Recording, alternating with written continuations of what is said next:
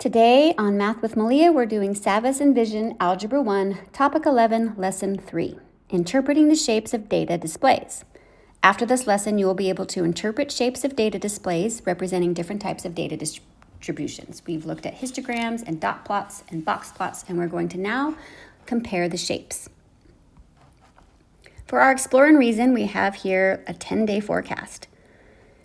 And we're going to find the median, the mean, and the mode. So remember, if we're finding the median, that is the middle. And to do that, we need to first make sure that our numbers are in numerical order. So we would have 72, 73, another 73, 3 75s, we have a 76, we have a 90, and then 2 95s. I think I got everyone. 1, 2, 3, 4, 5, 6, 7, 8, 9, 10. And then since there are 10, halfway would be 5 and 5. So 1, 2, 3, 4, 5. My median should be right in between 75 and 75, which is, of course, 75. The mean is the average. So we would add up all of those numbers and then divide by 10.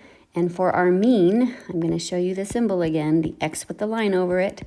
The mean was 79.9. And it even tells you the average high there is about 80. Actually, it's 79.9. What is the mode? Well, the mode is the most frequent data point. So what is the number we see the most? The mode was 75. So which of these three measures of center seems to be the most accurate? Well, the median and the mode were both about the same, and the mean had changed, possibly because we have these high temperatures. Maybe those are outliers and they're pulling the mean towards it. Remember, outliers are magnets to the mean. And so the mean is changed by these higher temperatures. So we would want to go with the median as a measure of center. Another thing that we can do with this data is we can look up the 5-point summary for our box plot. We can calculate the range and the quartile 1 and quartile 3, etc.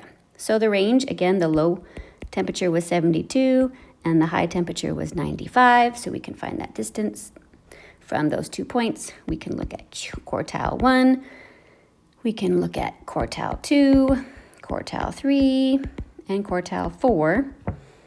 Okay, this is just the maximum, the ending quarter. So each quarter, each 1/4 of the data. Okay, so quartile 1, the first quartile, from the minimum to the beginning of the box would be from 72 to 73 degrees. Quartile 2 is the first half of the box. And so this would be from 73 to 75. Quartile 3 is from the median to the end of the box, 75 to 90. There's more spread there. So this section is wider. So there's more variability in quartile 3. And quartile 4 is the end of the box to the maximum. All right, example 1, interpreting the shape of a distribution. We have these two histograms and we're going to discuss the shapes and compare them to the median and the mean and how those are affected. So we can see the first histogram is pretty symmetric. If I were to draw a curve, it looks like a normal distribution. Okay, a curve in the middle, and it's pretty even on both sides. So the data is centered or spread evenly around the center or the median. And this means that the mean and the median are going to be equal or almost equal. So we're always going to start with normal distribution where the mean and the median are going to be in the center and near equal to each other. So based on this data, we can guess or we can infer that most of the dogs are going to be in the range just to the left of the median and to the right of the median. So we can see here that we've got 20 dogs in this age range and 25 in this age range and 20 here. That's definitely the majority of dogs out of the total. So most of the dogs will be between 30 and 59 pounds. For the second graph, we can see if I were to draw a curve, it's definitely not symmetrical, and we have this tail off to the right. So when we're talking about data, it's always skewed to the tail. So this is skewed right, since the tail is off to the right. And that means we have some outliers off to the right. And remember, outliers are magnets to the mean, so the outliers are pulling the mean to the right. So instead of the mean being close to the median, which is at 24, the mean is now greater than the median. It's got pulled to the right. Based on this data, we can infer that most of the dogs in the category weigh less than 30 pounds. So we can see here, this is where the peak is. So they're going to be less than 30 pounds. Suppose the third category of dogs has a mean of 40 and a median of 32. Well, the mean in this case is greater than the median. So how did that happen? Well, that means there must be an outlier to the right. So it is skewed right. In order for the mean to be pulled greater than the median, we have to have something, some magnet on the right side. So this is similar to the blue graph on the previous page, the previous example. Example 2, interpreting the shape of skewed data.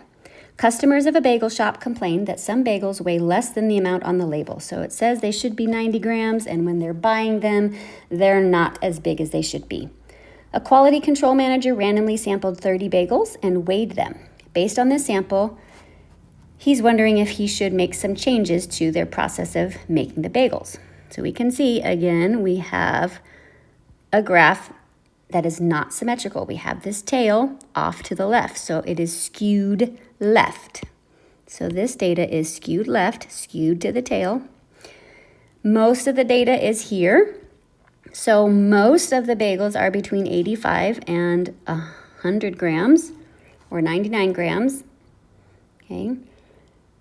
So according to this, the median is slightly higher than the mean because, again, that outlier to the left is pulling the mean towards the left.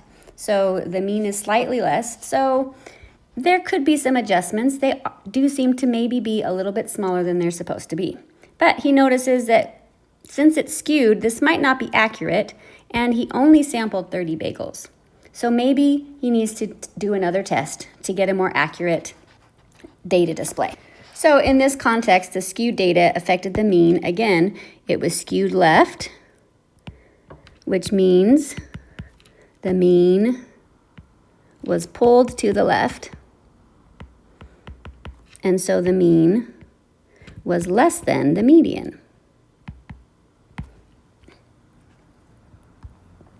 Example 3, he did another random sample of another 30 bagels, and this time he got this graph. So we can see here that our data is now skewed right. We have some outliers, some very large bagels, and that outlier is then pulling the mean to the right. So now the mean is greater than the median. So according to this data, their bagels are doing just fine. In fact, some customers are getting very lucky and getting very extra large bagels. And the majority of data is within this range, 85 to 99 again. So according to this data, he doesn't need to make any changes. The customers just got unlucky, so maybe he can send them some coupons so they keep buying their bagels. But since these two samples were different results, one was skewed left, one was skewed right, he can't really make a good conclusion. So maybe he needs to do an even bigger sample instead of just sampling 30 bagels. So again, for this second sample, there were outliers to the right. It was skewed right. And so again, outliers are magnets to the mean, so the mean became greater than the median. Example 4. So he does another random sample, and this time he doubles the sample size and pulls 60 bagels. And this is the results. He does get a nice normal distribution, a nice symmetrical histogram, and because of that, we can see that the mean and the median are both 90 grams, right on target for what they're advertising on their packaging. So according to this larger sample size, and since the mean and the median are the same, he does not need to make any changes to production. So that's important to note. Increasing sample size can affect inferences we can make because there might be an outlier in a smaller sample size and it can change the mean and affect our results. So try it number 4. Suppose the quality control manager adds another 10 bagels to the third sample. If 5 of the bagels are 78 grams and 5 are 106 grams, would that affect the mean and the median? So I'm going to go back to the graph. 5 of them were 78 grams, so they would be over here. And 5 were 106 grams, so they would be over here in this range.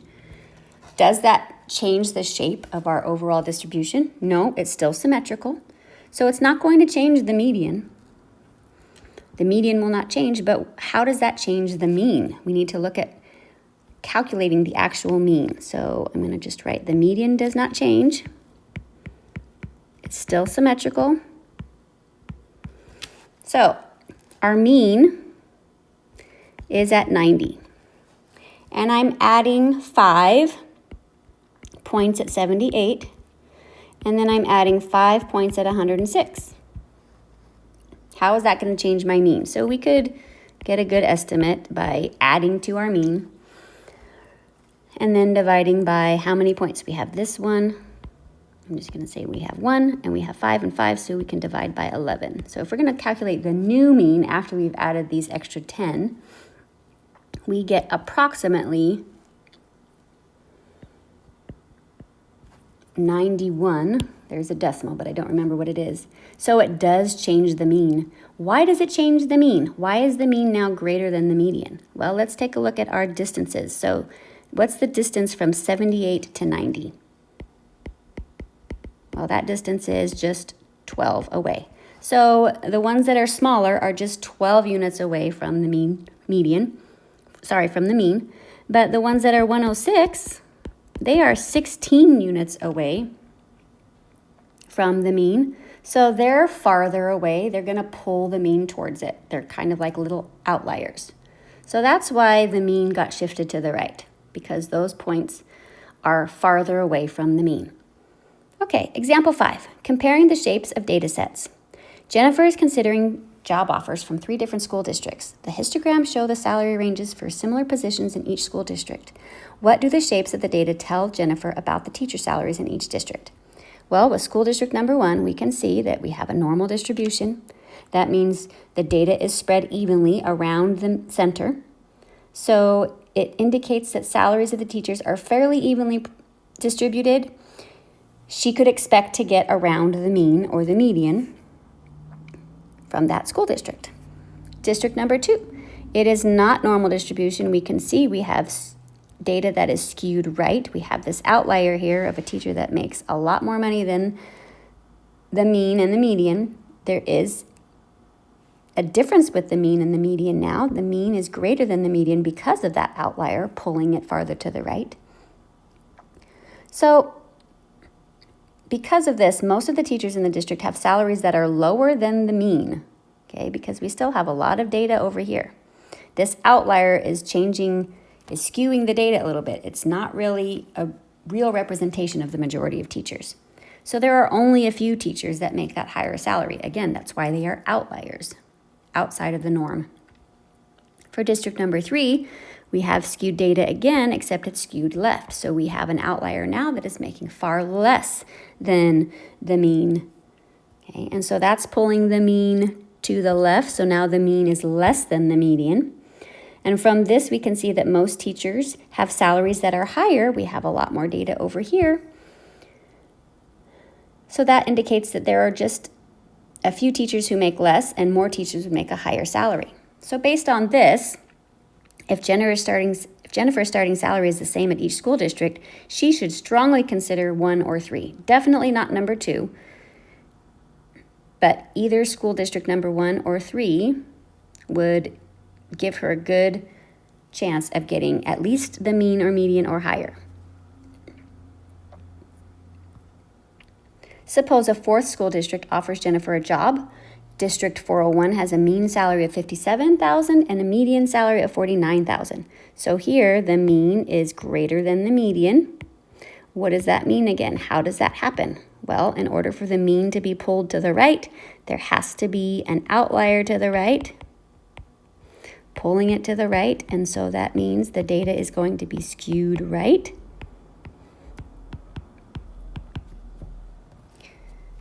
So should she consider going to school district 401? Well, data that is skewed right, again, is going to look like district 201. That was our other data that was skewed right. And so no, she should not consider school district 401 because the mean is affected by the outlier. And so most people are still getting less than the mean because of that outlier skewing the data. All right, you've made it to the concept summary for lesson 3. Leave any questions in the comments and make sure to come back for lesson 4.